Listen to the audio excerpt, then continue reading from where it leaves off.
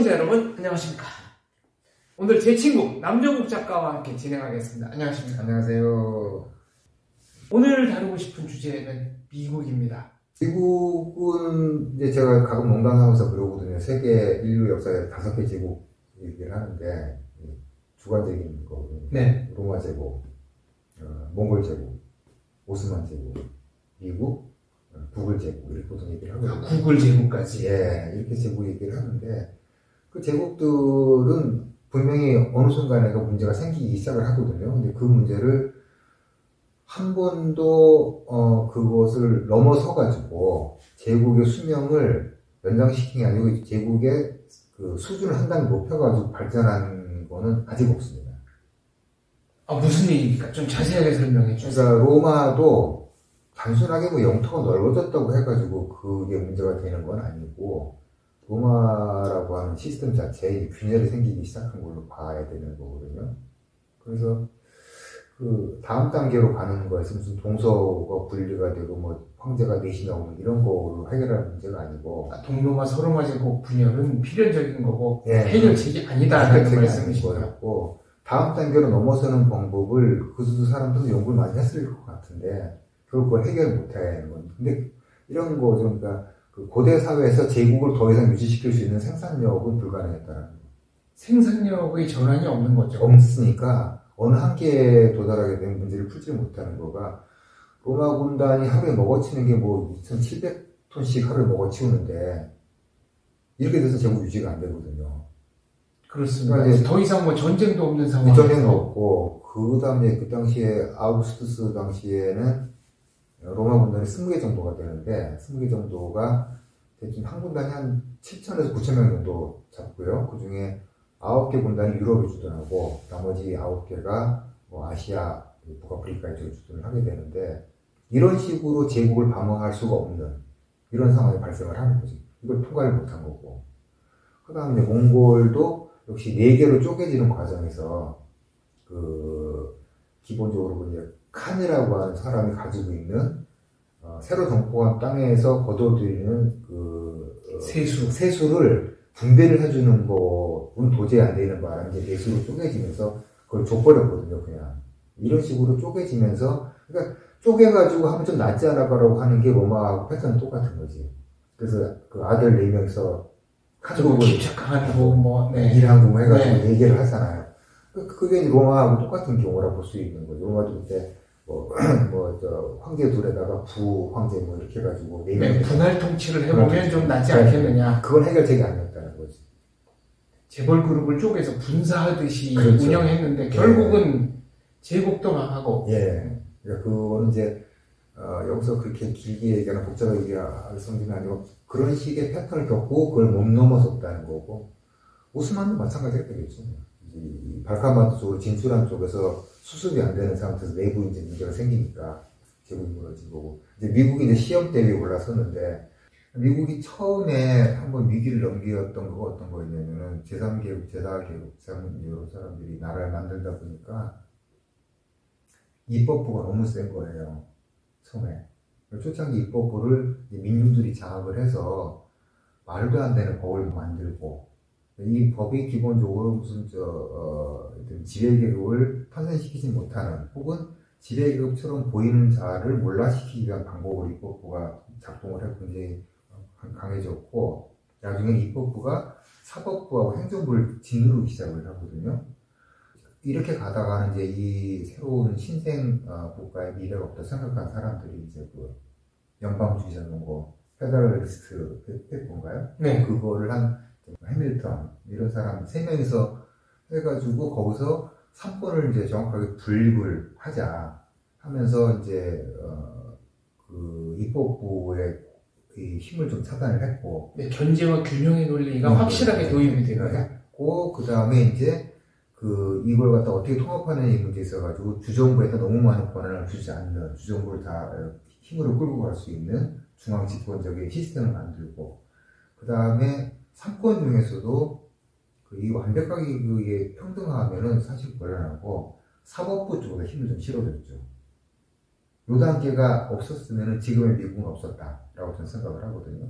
그렇습니다. 어쨌거나 최종적인 판단은 사법부가 내리고 그 결정에 대해서는 누구도 이의를 제기하지 않는다라는 사회적 합의가 확실한 겁니다. 그렇습니다. 그래서 지금 미국 헌법이나 미국 정치 시스템을 보면은 제가 정치학자는 아니지만 제가 읽은 짧은 지식으로 말씀드리자고 하면은 어떤 경우에도 포퓰리즘을 통해서 그 법이 상층부까지 도달해서 모든 관문을 뚫고 법제화되는 것이 원칙적으로 불가능하게 차단되어 있습니다.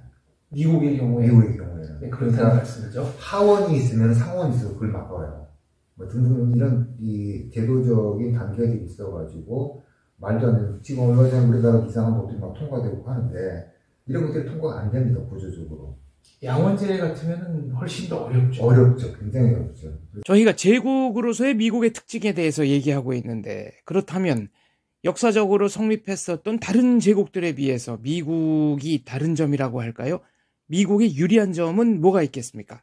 그 전에 비하면 생산력은 압도적으로 좋아졌고 그 다음에 미국이 가지고 있는 것은 생산력이 압도적인 상승분 플러스 그 다음에 모든 제국은 이제 신흥 제국이라든가 이런 쪽들의 도전을 받게 되는데 그 전에 제국들은 사실은 분명히 지보다 센 제국이 새로운 신흥 세력이 등장하게 되면은 그거를 감당하기가 어려웠거든요.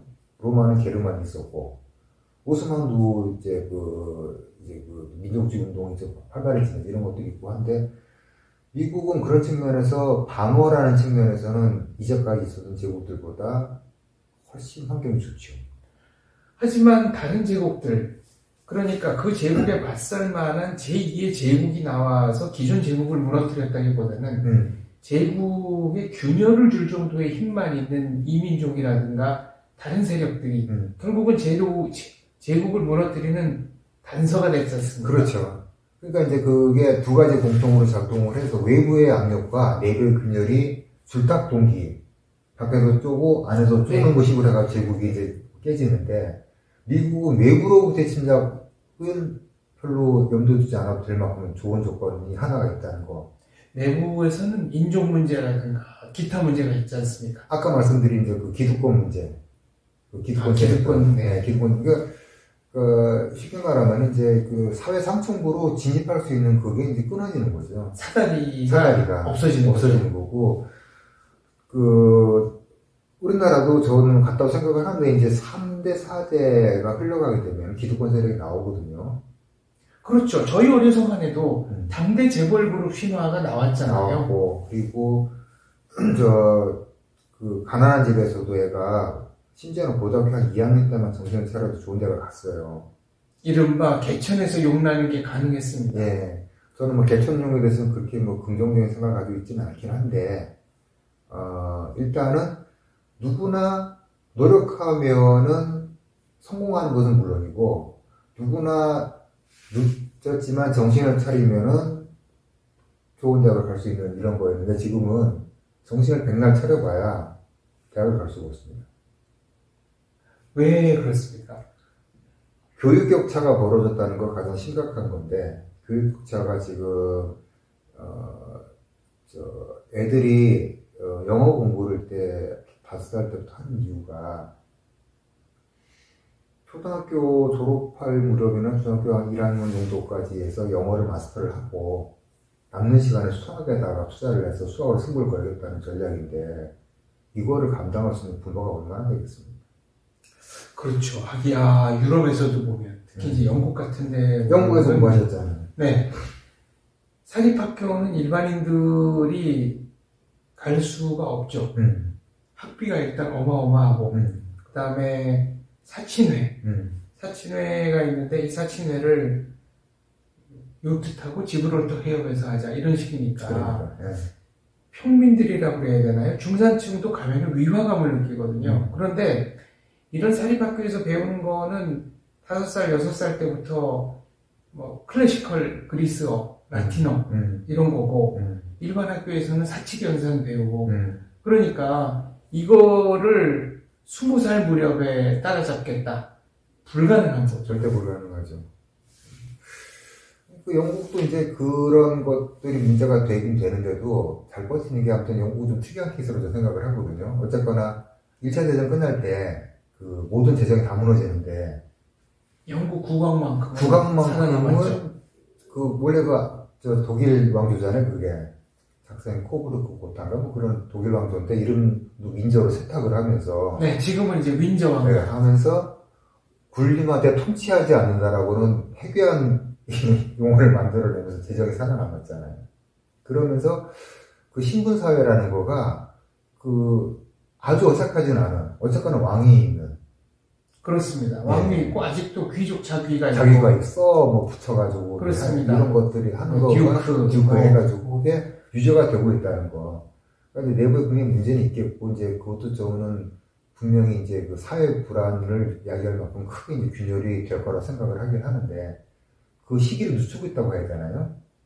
그렇죠. 폭탄 돌리기를 하고 있는 거죠. 그렇죠. 저는 영국에 대해서 굉장히 긍정적으로 생각하는 게 하나 있는데 어떤 게 있냐면은 민족들마다 그 고대 영웅들을 얘가 민족 영웅이 있는데 우리나라로 치면은 을지문덕이라든가 강감창 이런 데 해당하는 사람들인데 이 사람들은 대부분 다 로마 제국과 맞서 싸우는 사람들입니다.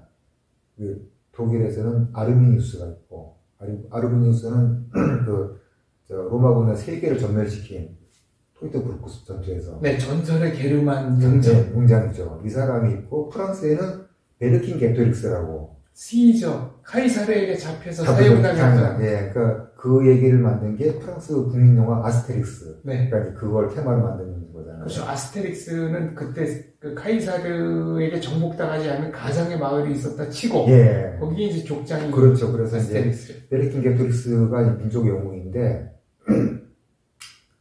그 이제 독일하고 프랑스는 있다 치고 영국은 어떠냐?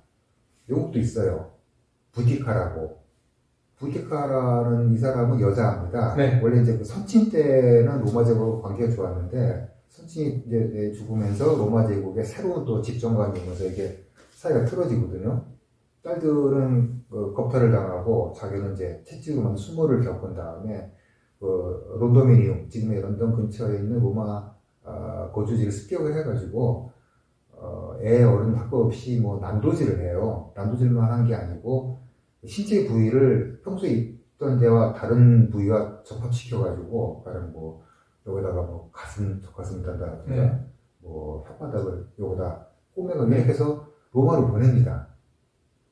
일종의 공포. 네. 그래가지고 아무튼 무징대에 잔인한 여자였거든요. 그렇게 해서 보내가지고 그분이 로마 가서 토벌을 해요. 토벌을 해서 부티카는 이제 죽게 되는데 서칠이 그런 얘기를 했거든요. 영국의 역사는 로마 제국이 영국에 상륙한 그날로부터 시작되었다. 그러니까 독일과 프랑스가 로마 제국에 맞서 싸운 거를 자랑으로 삼으면서 민족 영웅을 만든 반면에 처칠이 그 말을 하고도 이제 뭐 무사했던 거는 그 의견 동의하는 사람이 많다는 얘기겠죠. 로마 제국이 와서 우리를 침략하는 순간에 우리가 드디어 문명 세계로 진입했다라고 고맙게 생각을 한다. 네. 그 부분을. 카이사르의 상륙이 그렇지. 영국 역사의 시작이다 이런 얘기죠. 이렇게 얘기를 하는 거가 저는 이런 자세가 중요하다고 보거든요. 그 당시에 무슨 뭐 민족적 자존심 이런 게 문제가 아니고 언제 영국이 진짜 운 나빴으면 정말 섬나라로 그냥 계속 고립돼가지고 거기 로마가 안 들어갔으면 그렇죠. 안 들어갔어. 그렇게 됐으면 영국이랑 잉글랜드라는 나라는 아마 바이킹들한테 침략당해가지고 대충 뭐 문 닫았을 가능성이 높아요 사실은. 식민지로 살았거나.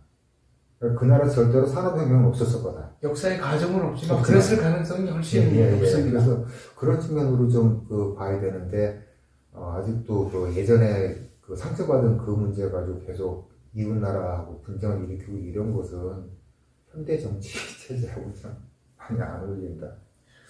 그러고 보니까 기회가 되면 그 베르킨 겐토릭스 연구를 한번 해보고 싶네요. 카이사르조차도 능력을 인정해서 다른 부족장들은 다 살려줄 때 얘는 살려두면 정말 위험하다. 그렇죠. 그래서 로마까지 데리고 가서 말하자면은 압송을 해서 이제 그 개선 행렬 때 수레에 넣고 얘가 바로 걔다 보여주고 그리고 거기에 그 사람이 참 불행한 게 차라리 그렇게 죽으면 좋은데 로마로 압송시키고 카이사르가 다른 원정 때문에 못 돌아와가지고 몇 달을 그렇게 치욕스럽게 살다가 그때 와서. 근데 로마의 그 처형법이 되게 잔인하잖아요. 그래서 죽을 때까지 때린다는 거고 자르는 건데 네. 그거를 했죠. 그래서 비참하게 죽었는데 베르긴 겐토릭스가 새겨진 주화도 나오지 않았습니까? 주화도 있고 저기 로마 시대 때 이미 나왔죠. 예, 나왔고 프랑스도 지금 가면은 몇 군데는 그 아직도 민족 영웅으로 기리는 그런 무슨 마을도 있었던 걸 기억을 하고 뭐 그렇습니다. 아무튼 그 사실은 이길 수 없는 싸움인데 카이사르가 이겼거든요. 그 싸움을. 아, 갈리아 전투. 갈리아 전투 때 뭐 아시겠지만 시청자 여러분들 위해서 말씀드리자면 이렇게 포위를 하고 네. 이제 딱 차단해서 로마 군에 둘러쌌는데 이 갈리아 골족들이 또 몰려 들어와가지고 밖에서 뒤를 치는 바람에 카이사르가 양쪽에 상대를 싸워야 되는 방법으로 싸우는 그거는 정말 전쟁사에서 정말 정말 놀라운 재능을 발휘한 그런 전투였기 때문에 나중에 혹시 프랑스 무슨 그 골족 갈리아정 이런 얘기도 뭐 기회가 되면 한번 하면 재밌겠네요. 네, 무지하게 죽였는데 네. 아무튼 뭐 인구의 4분의 1을 감소시켰다고 하니까 유랑민들 그 당시에 이제 또 돌아다닐 수밖에 없는 상황이 된 사람들을 뭐 애, 어른, 여자 할 것이 다 죽여버리는 그런 잔인무도한 일을 갖다가 하긴 그렇습니다. 중국과 관련해서 일단 뭐 저는 뭐 군사적인 측면에서는 미국은 중국을 전혀 신경 안 쓴다고 생각을 하거든요. 전력 격차가 10대 1쯤이라고 봅니다. 네, 근데 뭐 10대 1이든 20대 1이든 5대 1 넘어가면 그 숫자는 별로 의미가 없는 거라고 생각이 되고, 저는 이게 뭐 약간 농담처럼 말씀드리면은 미국은 지금 전 세계 모든 국가와 혼자서 붙어도 이길 수 있는 가능성이 있는 나라고 뭐 그렇게 보기 때문에 군사적으로는 그건 아닌데 미국 경제 자체를 치고 들어오는 중국 경제 시스템이 부딪히는 것들 이런 것들 때문에 4차 혁명에서 확실하게 미국이 그러면은 주도권 잡았느냐 하는 측면에서 확신이 안 설 때 그럴 때는 이제 견제를 해야 되는데 중국을 어떻게 할 것이냐 잘못 건드려가지고 중국을 매우 심하게 압박해가지고 이게 생각지도 못한 정도로 많이 중국이 타격을 입게 되면은 소수민족 문제가 발생을 하고 그다음 특히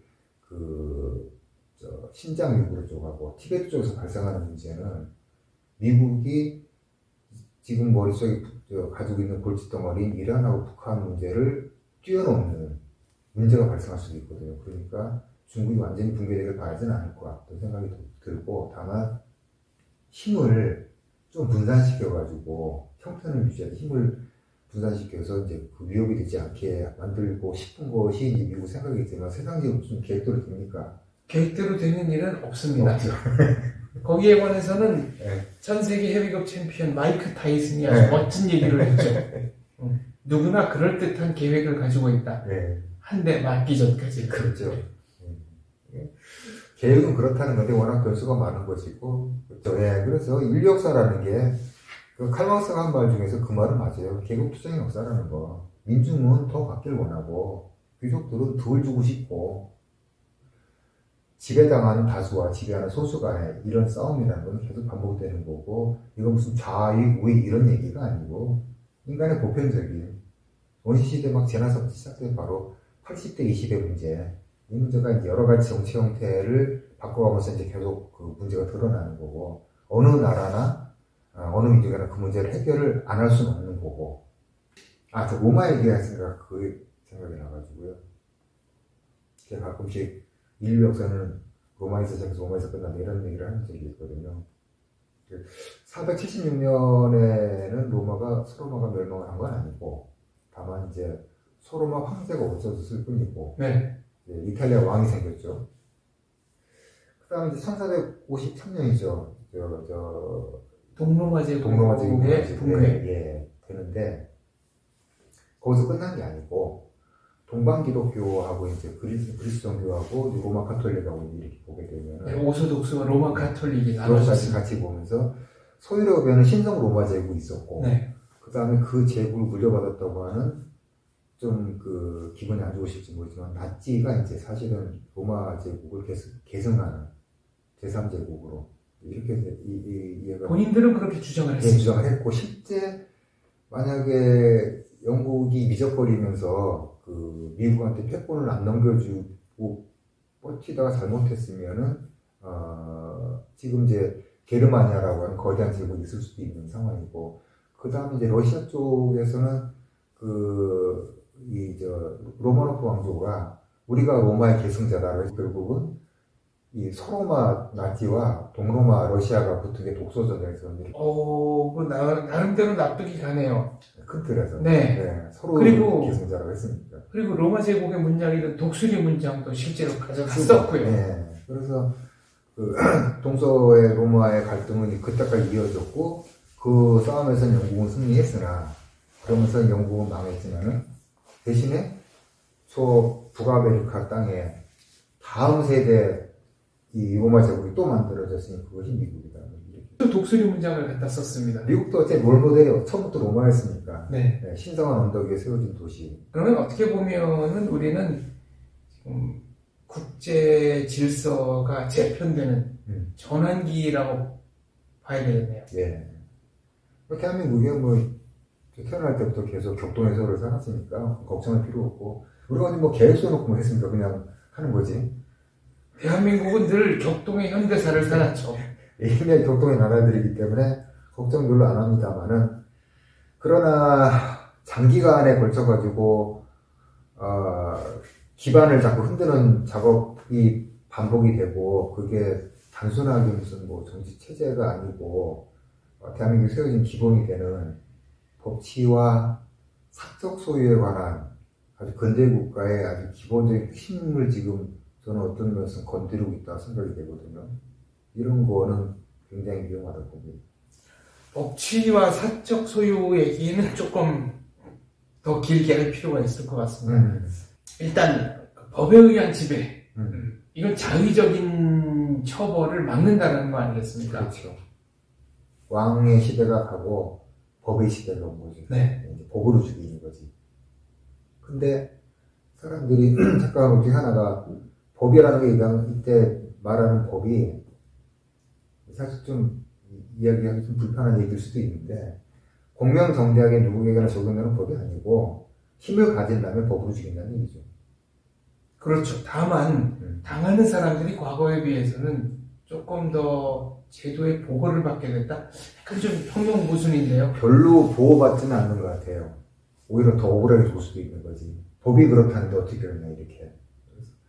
사실 법체라는 것도 그런데 아무튼 최대한 법의 가치를 훼손하지 않는다. 그래서 아까 그 이야기 초반부에 미국에서 입법부를 누르고 사법부를 키운 거가 이 법이 공명정대하게 가능하면은 공평하게 그리고 법 원칙대로 적용되지 않는다고 그랬더니 이 나라에 미래는 없다고 봤던 토마스 제퍼슨의 암묵이 그래서 나온 거거든요. 근데 지금은 그 법이 이렇기도 하고 저렇기도 한 법처럼 되고 또 그 법을 위해서 또 새로운 법을 만들어서 법을 덧칠하기도 하고 이런 것들은 법치라는 개념을 이해를 전혀 못하는 것 같고 그렇습니다.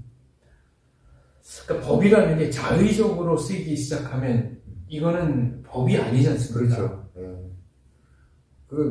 법치라고 보통 말하지만 실제 현실에서 법을 이용하니 사실은 그게 더 현실 정치에서 많이 작동을 하는 거가 사실이긴 하고 그러니까 정치 권력을 빼앗고 이런 것까지는 그럴 수 있다고 생각을 하는데 그렇다고 법을 가지고 그것을 구속과 구금의 근거로 삼는다는 거는 좀 아무튼 뭐랄까 그 정치 체제가 우리가 정말 맨날 하는 얘기 중에 하나지만은 이 조선이라는 나라가 정상적으로 망하고 생긴 게 대한민국이 아니고 애매모호하게 망하면서 애매모호하게 세워진 게 대한민국이다 보니까 내부의 경험이나 기억이 없는 거예요. 그러니까 조선의 모순을 내부적으로 인식해서 자체 동력에 의해서 무너진 게 아니고 외생 변수에 의해서 그렇습니다. 조선이 망하고 대한민국이 건국됐기 때문에 외세에 의해서 네 그런 점에 좀 문제가 있다는 말씀이시죠. 그렇죠. 이를테면 이제 우리가 가장 잘 안 지키는 것 중에 하나가 국제법이잖아요. 그렇습니다. 예, 다른 나라 국가를 우리나라 재판장에 세우지를 않나. 근데 국제법은 조약으로 본 국제법이라고 해야겠죠. 관례가지고 뭐 이렇게 되는 건데, 이거는 눈만 뜨면 싸워야 됐던 영국, 프랑스가 중심이 돼가지고 매일 죽어나가다 보니까 이렇게 하다가 우리가 죽을 테니까 공멸이니까 좀 이렇게 좀 해가자 하면서 만들어 나간 것들이 이제 경험에 의한 누적된 국제정치가 거기서 나름대로 틀을 잡았는데, 여기는 대한민국은 국제정치를 해본 적이 없죠. 없죠. 예, 완벽하게 없기 때문에, 경험이 없기 때문에 뭐든 해도 된다고 하는 생각을 가지고 있는 것 같아요. 뭐든 해도 안 되는 게 많은데, 그냥 우리가 하면, 우리 재판정에서 왜 일본 기업이라든가 이쪽에다가 뭐 벌금을 갖다가 하고 뭐 이런 거를 자연스럽게 하는 거가 남이 보면 너무너무 이상한 건데, 우리는 그게 그럴 수 있다고 생각을 하고 배상금을 뭐 판결하고 이런 걸 충분히 그럴 수 있는 거 아닌가? 반인륜적인 범죄를 저질렀으니까 라고 생각하는 순간에 대한민국은 19세기나 18세기로 돌아가는 겁니다. 그런데 다른 나라가 대한민국을 그렇게 법정에 세운다. 이랬을 때는 그럼 그러니까 어떻게 하나요? 그러니까요. 그래서 글쎄 이 예민한 문제이긴 한데, 만약 베트남에 가면은 사실은 정확하게 한국군인지도 몰라요. 베트남군이 아닌 동양 쪽이라고 하면 다 한국군이라 생각을 많이 하니까, 거기서 이제 한국군이 주로 아무래도 가장 위험한 작전을 많이 하고 하니까, 위험한 작전이라 하면은 민관인과 베트콩의 구별이 대단히 난해한 케이스. 네. 이런 작전을 하게 되면은, 솔직히 어디서 기관총이 나올지 모르는데, 수류탄이 나올지 모르는데, 그러다 보니까 분명히 그런 게 있었을 거라 생각이 돼요. 물론 좋아서 전쟁을 하는 사람도 있겠지만 대부분의 경우는 일반적인 인간이 꼭 그런 건 아니니까, 동네마다 위령비가 세워져 있고 할머니들이 이 애들 키우면서 노래 아직도 불러주거든요. 이 원한을 꼭 갚아야 된다, 이런 노래를 불러주는 베트남 마을이 많다고 제가 알고 있거든요. 근데 여기서 만약에 베트남 재판정에서 대한민국은 월남전쟁 당시에 파견했던 대한민국 군대가 저지른 만행에 대해서 배상하라, 이런 식의 판결이 만약에 나온다고 한다면, 네. 그럼 어떻게 할 거냐? 대한민국은 들어줘야지. 우리도 그렇게 했으니까. 이 내로남불일 수는 없잖아요. 그러면 진짜 국제사회에서 왕따가 되는 거고, 그렇게 되면은 그러면은 몇 조 원을 배상해라. 사적 재산 얘기가 나온 김에 말씀드리자면은, 기본적으로 사적 재산은 저는 천부인권 개념하고도 연결된다고 보거든요. 왜냐면은 사적 재산의 뿌리를 캐가면 자신의 신체가 됩니다. 그렇죠. 내가 갖고 있는 건 내 신체니까요. 그러니까 내 신체를 내 자의에 의해서 활용한다. 이게 결국은 사유재산권제도의 가장 원초적 형태 아닐까요? 예, 맞습니다. 그거가 아무튼 그 사유재산이 법으로 보호되기 전까지 세상과 그 세상 이후의 세상은 달라야 되는데, 법치라는 거가 나름대로 이제 성립하기 시작한 프랑스 혁명 그 시기에, 그 즈음에서 그 전에도 저는 그때 그 베니스 상인을 보면서 그런 생각을 한 적이 있었거든요. 유대인이 감히 베네치아 귀족을 상대로 법정으로 그 문제를 끌고 간다. 네. 유대인들은 프랑스 혁명 전까지는 재산권을 전혀 인정 못 받았잖아요. 그렇습니다. 못 받았고, 그런 상태에서 간다는 얘기는, 이를테면 우리나라로 지게 되면은 로비가, 내가 저 양반한테 돈을 좀 빌려줬는데 양반이 돈을 안 갚는다고 양반을 끌고 원님한테 가서 재판을 받는 거하고 똑같은 상황인데, 이게 그나마 가능했다는 거.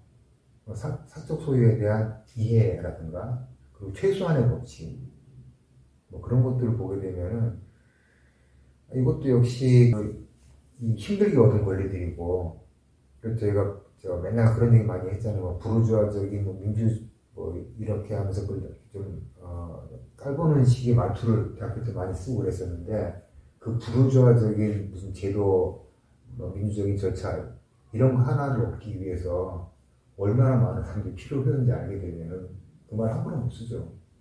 그렇습니다. 그런 것들이 좀 우리 역사적 경험이 조금 부족한 부분들이 몇 군데가 있고 그렇다면 그걸 지금이라도 빨리빨리 깨달아서 좀 맞춰 나가야 할 텐데 아직도 옛날 기준으로 국제정치를 대한다는 것은 잘못하면 정말 동네 왕따가 되고 손가락질을 당하는 사유재산권을 부정하는 것은 어떻게 보면 천부인권을 부정하는 것과 연결될 수 있기 때문에 문제고요. 또 국제법을 지키지 않는다.